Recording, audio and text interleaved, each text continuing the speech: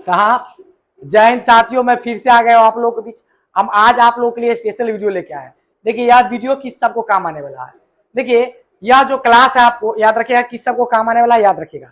सबसे पहले तो 12th के जितने भी छात्र हैं सबको काम आने का चीज है, ठीक है, यहाँ आप कवर कर सकते हैं। दूसरी बात, 10th में जितने भी स्टूडेंट पढ़ रहा है, याद रखिएगा 10th बोर्ड का एग्जाम जितने भी स्टूडेंट वाला है सबको काम आने वाला है। और तीसरा याद रखिएगा, जो भी स्टूडेंट जनरल कंपटीशन का तैयारी करता है, ठीक ना, चाहे वह एसएससी हो, रेलवे हो, बैंकिंग हो या बीपीएससी यूपीएससी, जितना भी स्टूडेंट है, जितने भी स्टूडेंट है, बिहार पुलिस एसआई, सारे स्टूडेंट को यह काम आने वाला है। तो याद रखिएगा हम आपके लिए इंपोर्टेंट टॉपिक लेके आए हैं, याद रखिएगा, जिसका नाम है, देख लीजिए आज हम लोग प्राकृतिक संसाधन में ही सब कुछ का चर्चा करेंगे। देख लीजिए, तो आपको पता है क्या पता है आपको, देख लीजिए आपको पता है कि जो देख लीजिए प्राकृतिक संसाधन होता क्या है। तो प्राकृतिक प्रदत्त वस्तु जो होता है उसको हम लोग क्या कहते हैं, प्राकृतिक संसाधन। जैसे देख लीजिए जल, वायु और वन। देखिए क्या इसको मानव ने बनाया है? नहीं, यह नेचुरली है। क्या है? नेचुरली। तो इसको हम लोग क्या कहेंगे, प्राकृतिक संसाधन। चलिए हम यहाँ से कुछ आगे बढ़ते हैं।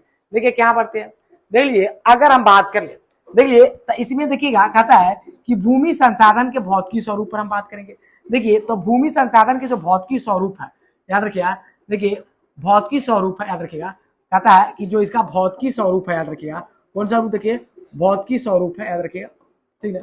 देखिए भौतिकी स्वरूप जो याद रखिएगा, देखिए तो कहता है कि भौतिकी स्वरूप है, इसको 3 पार्ट में रखा गया है। देखिए पहला आपको हम बात कर दे कौन सा होगा, देख लीजिए तो पहला होगा आपका पर्वत। कौन होगा, देख लीजिए तो पर्वत होगा। देखिए पहला क्या होगा आपका, देख लीजिए तो पहला आपका पर्वत होगा। देखिए दूसरा अगर आप लोग देखते हैं तो दूसरा आपका क्या होगा, देखिए पठार होगा। क्या होगा, देखिए दूसरा पठार होगा। और तीसरा अगर हम लोग बात करें तो ये होगा आपका मैदान। क्या होगा, मैदान। क्या होगा, मैदान होगा। यानी 3 पार्ट में, यानी भूमि जो है, देखिए भूमि जो है इसका स्वरूप की हम बात कर लेते हैं, भौतिकी स्वरूप। देखिए इसको 3 पार्ट में रखा गया। कितने पार्ट में रखा गया, 3 पार्ट में। देखिए पर्वत हो गया, ठीक ना, पठार हो गया और मैदान हो गया। क्या हो गया, देखिए पर्वत, पठार, मैदान। यानी भूमि संपादन यहाँ संपन्न होता है कुल। देखिए अगर हम इसमें देखिए सबसे पहले अगर हम मैदानी भाग में चर्चा कर ले, देख लीजिए तो पूरे पृथ्वी के कितने प्रतिशत भाग पर मैदानी भाग है, देख लीजिए तो इसका जो है देखिए 27%, याद रखिएगा 27 कहते हैं, सॉरी 43, कितना देख लीजिए।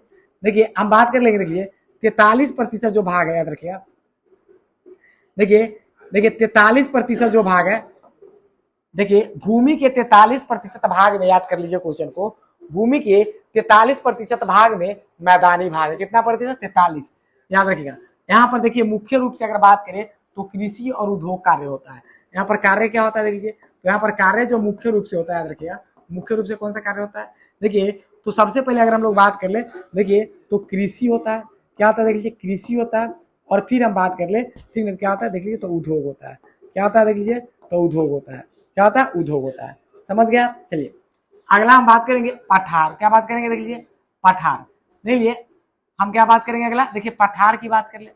तो अगर हम बात कर ले इधर से पठारी भाग, देखिए तो कितना प्रतिशत भाग में पठारी भाग, याद रखिएगा, देख लीजिए तो 30% भाग में पर्वतीय और 27 में पठारी है। यानी देख लीजिए अब हम इसका बात कर लेते, किसका बात कर लेते, देख लीजिए तो अब हम बात कर लेते, देख लीजिए इसका, देख लीजिए पठारी का। देख लीजिए तो 27% भाग, देख लीजिए 27% भाग क्या है, पठारी भाग। कितना प्रतिशत, 27% पठारी क्षेत्र है। देख लीजिए अगर हम पर्वतीय क्षेत्र की बात कर ले, देख लीजिए तो पर्वतीय क्षेत्र की बात कर ले, देख लीजिए तो आपको याद दिला दे, देखिए पर्वतीय क्षेत्र जो है यह 30% भाग है। कितना है, 30% भाग है। देखिए यहाँ पर खेती बाड़ी तो नहीं होता है, खेती बाड़ी किसानी वगैरह नहीं होता है। तो देखिए आपका यहाँ से 3 को क्वेश्चन निकलता है ऑब्जेक्टिव। पहला निकलता है, याद रखिएगा कि भाई मैदानी भाग पूरे धरती के पूरे भूमि पर कितना प्रतिशत है, तो 43%। कितना प्रतिशत, 43%।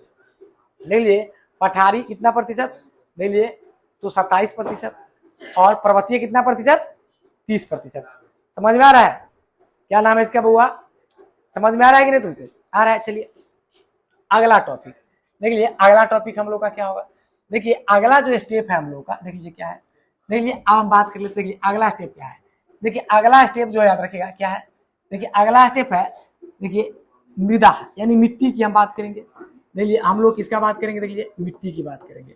देखिए मिट्टी का निर्माण पर बात करेंगे, ध्यान से देख लीजिए सब आदमी, किसका बात करेंगे, देखिए देख लीजिए,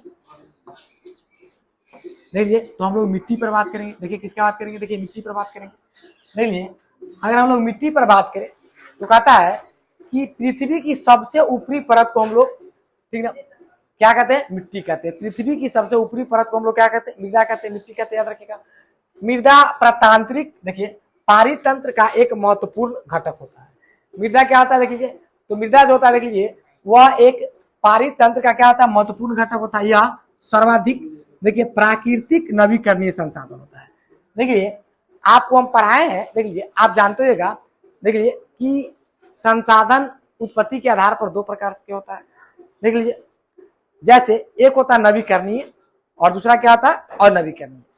देखिए नवीकरणीय क्या होता है, देखिए तो नवीकरणीय जो होता है, जो एक बार प्रयोग करने के बाद अगर जिस संसाधन को हम एक बार उपयोग कर लेते हैं और पुनः उसको प्राप्त किया जा सकता है, उसको हम लोग क्या कहते हैं, क्या कहते हैं, नवीकरणीय। और अनवीकरणीय क्या होता है, जिसको एक बार उपयोग कर ले दोबारा नहीं होता है। तो नवीकरणीय में जैसे में आप बात कर लीजिएगा तो क्या कहा जाएगा, नवीकरणीय में जल हो जाएगा, क्या सौर ऊर्जा हो जाएगा, क्या ये सब हो जाएगा। देख लीजिए, हाँ नवीकरणीय में, और नवीकरणीय में होगा कोयला, डीजल, पेट्रोल, क्या ये सब आ जाएगा, जला हुआ लकड़ी। चलिए अब कहता है, देखिए मृदा का निर्माण एक लंबी अवधि में महत्वपूर्ण होती है। क्या होती है, देखिए एक लंबी अवधि में महत्वपूर्ण होती है, जो एक जटिल प्रक्रिया होती है और कुछ सेंटीमीटर गहरी मृदा में लाखों, देखिए वर्ष होता है, याद रखिएगा। देखिए इतना ही नहीं, हम और इसमें कुछ बात कर लेते हैं, सुन लीजिए ध्यान से। देखिए क्या कहता है बुआ, कहता है जैसे चट्टान को टूटने, देखिए क्या कहता है, कहता है कि चट्टान को टूटने और, याद रखिएगा, चट्टान को टूटने और रासायनिक जैविक परिवर्तनों से, ठीक है, मृदा का निर्माण होता है। एक भूगोलविद कहता है, याद रखिएगा, वो कहता है कि इसे धीमी प्रक्रिया, अत्यंत धीमी प्रक्रिया मानता है। तापमान परिवर्तन, जल प्रक्रिया, पवन, हिमनद, अपघटन की अन्य क्रियाएं जो मृदाएं निर्माण में सहयोग भी करती है। चलिए एक बात हम आपको और बताना चाहेंगे, क्या बताना चाहेंगे, सुन लीजिए। देखिए मृदा के प्रकार, आप सुन लीजिए कि भाई मृदा के प्रकार पर अगर हम लोग बात कर ले, किस बात कर ले, यानी मिट्टी के प्रकार। देखिए तो आप ज्यादा कुछ नहीं कहना चाहेंगे, आपको एकदम सिंपल बात कहेंगे।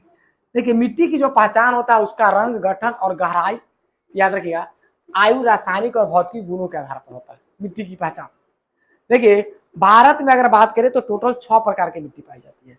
देखिए तो बउआ आपसे एक क्वेश्चन पूछा जाएगा, ठीक है, कि गुणों के आधार पर, देखिए गुणों, देखिए गुणों के आधार पर, याद रखिएगा, गुणों के आधार पर, ठीक है, देख लीजिए, तो देख लीजिए गुणों के आधार पर, देख लीजिए गुणों के आधार पर भारत में कितने प्रकार की मिट्टी पाया जाता है, देख लीजिए, देखिए तो टोटल 6 प्रकार की मिट्टी पाया जाता है।